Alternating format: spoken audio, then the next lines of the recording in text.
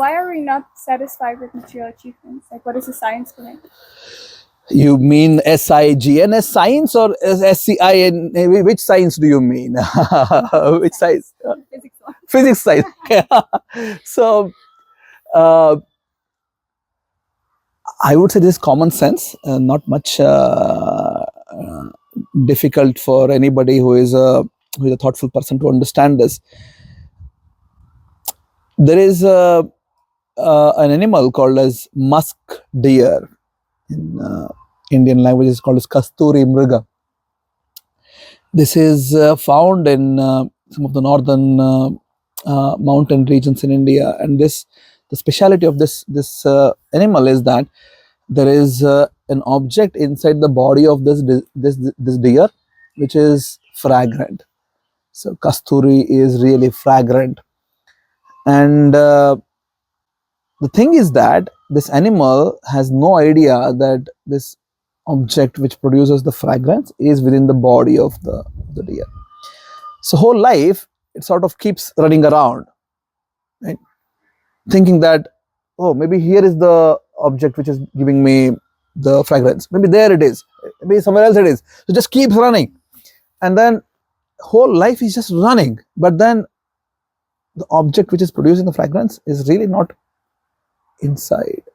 No, it is not outside. Yeah. It is inside, right? So similarly, in our life, everybody is seeking happiness. They want to be joyful. They want to really experience bliss. In Sanskrit, this is called as Ananda. And the foundation is that Ananda is not something which is outside. For a spiritual being, for an Atma, which is who we are, of course, it's a contextual word. In this context, let's say Atma is who we are. Ananda is not an external object which you run behind and then accumulate and then accomplish and then enjoy. This is something which is within.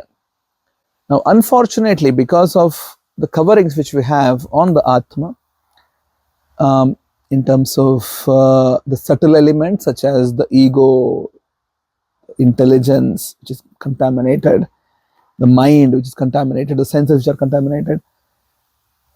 Because of these coverings, we are now searching that I want to be happy through external means. So the entire world is sort of madly running behind this ideology that I want to find happiness, and happiness is outside. So people think my happiness is in new car, it's in the new boyfriend or girlfriend, it's in the new house, it's in the new this, it's a new iPhone. The list is endless, right? And then the moment you get it, yeah, you might try to squeeze it as much as you want, but then very soon you realize, oh, this is not it. And then the beauty of the world is that already there is a second opportunity coming in. As the accomplishment of one activity is sort of reaching here, you really accomplished it, and very soon you start realizing that no, this was not the thing which was really making me happy. This is the one which can make me happy, right? So you start chasing that. So somehow the world is sort of set up like that, wherein one after the other it can keep offering you different opportunities. But then a sensible human being, as I said in the beginning, it's a common sense, right? A sensible human being will understand, well, this is how it is. But you need to have some common sense there. When the common sense is awakened, that's when you start understanding, or rather start asking, why am I running behind all these things? So there must be some cravings for it. And there is this huge craving in the heart. I want to be happy. But then we just don't know how to be happy. But then that is not the first question to ask. The first question we should be trying to asking is, who am I? Right? Because before asking what I should be doing, you should first understand who you are. Right? Let's say there is a gadget which you get to see. Imagine that somehow you time traveled, went 100 years ago. You showed someone a smartphone. They would be amazed, isn't it? But they would not be knowing how to use. Right? If you just imagine, you somehow transported yourself to 1925 and you are carrying a smartphone with you. If you would have shown someone, they'd be like, what is this? No one would know what to do. So, because you have been using it. Now, the kids who are born, they know now. 1 year kids, they can operate smartphones, right? But because you've been surrounded with it. So, if you don't know something like a gadget, how to use this, you have no idea how to use, and then you just really cannot use it. Maybe if you give to these people 100 years ago, they would have used it to make dosa, for example, right? Yeah, it's nice. You can make a very thin, crispy dosa with this, right? So, is that a good use of smartphone? I mean, it is a use, but not really good use of it. So before I start asking question, what should make me happy, I should ask the question, who am I? Once you understand who you are, just like you understand how to use a gadget, and then you know, okay, this is the purpose of it. So before trying to figure out what I should be doing, I should ask this question, and that's where the whole Vedic philosophy starts. Athatho Brahma Jijnasad. Be inquisitive about Brahma. Brahma is a contextual word. It could mean the Devata Brahma, mean knowledge. Srimad Bhagavatam starts with this. Tene Brahma. In that context, it is knowledge. Hridaya Adi Kavaye, and Adi Kavi is Brahma there. Brahma can also mean who you are. Right? So, consciousness, the eternal entity.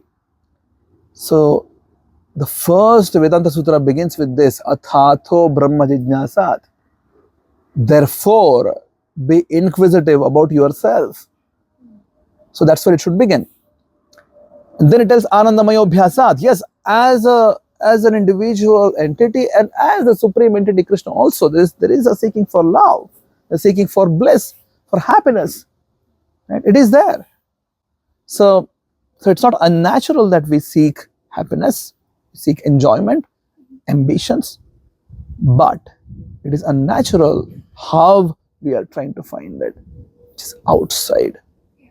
To get it inside. No, it's not outside. No matter how much one achieves, it will not make anybody fully satisfied. At the end of the day, we need to be understanding that we are playing a zero-sum game here. It is not really an eternal game we are playing in this bodily setup. Eventually, these bodies will change. Right? At least I have not seen anybody who is living in the same house last 500 years. Yeah. No problem. I have built my life, the entire whole castle wherein nothing of mine was taken away, and I can just keep enjoying. I'm just 20 years old. It's been 500 years. I have not seen at least. And everybody dies. So no matter how much one accomplish, a few 100,000 euros to a few billion euros, the end, nobody can take even a dime with them. So when that is the reality of life, why should we be putting all our efforts, all our energies just towards that one direction? Why? It doesn't make sense. So I began, it has to be common sense. This is common sense. Right? Why should anybody struggle? Let's say I make a proposal to you, to both of you, that you both struggle and make a castle out of the sand, and just put your whole life in making the castle on the sand. And kids make it, and like the wave comes and it just destroys it, and they cry. But the adults know that, yeah, anyway, this is it's going to get destroyed with the next wave. Which adult just keeps doing it? Somebody who has grown up, your whole life you're just building castle with the hope that one day I'll build a castle here on the sand, which will stay forever. No common sense, right? Because this will get destroyed. So when that is the case, if you can process that much, why? I mean, this is also the same castle. The house which we build as adults is also the same similar sand castle. It's just time is a bit stretched. It's not one day, it's a bit stretched, be a few decades, right? So in that time, if you see from the top, it's the same effect. There is no difference. Why should anybody be putting all their efforts in just one thing? Why? I don't understand. Right? So there has to be ambitions for sure, but ambitions which are real. These ambitions are on a false plane of our own reality. We think by building bigger and bigger houses, better and better cars, better and better facilities, better and better gadgets, I'll become happy. I have not seen anyone, not yet. And so, and won't work also because the foundationally, as I said, everybody is playing a zero sum game. So we need to be really focusing on how do I transcend this zero sum game. So that is the foundation of Vedic life. You start asking, I don't want to play zero sum games anymore. It's been a waste of my effort. That's where Gita starts. That's where Srimad Bhagavatam starts. One has to be really understanding. I have been playing zero sum games. There's no use of it. Good. Hare Krishna.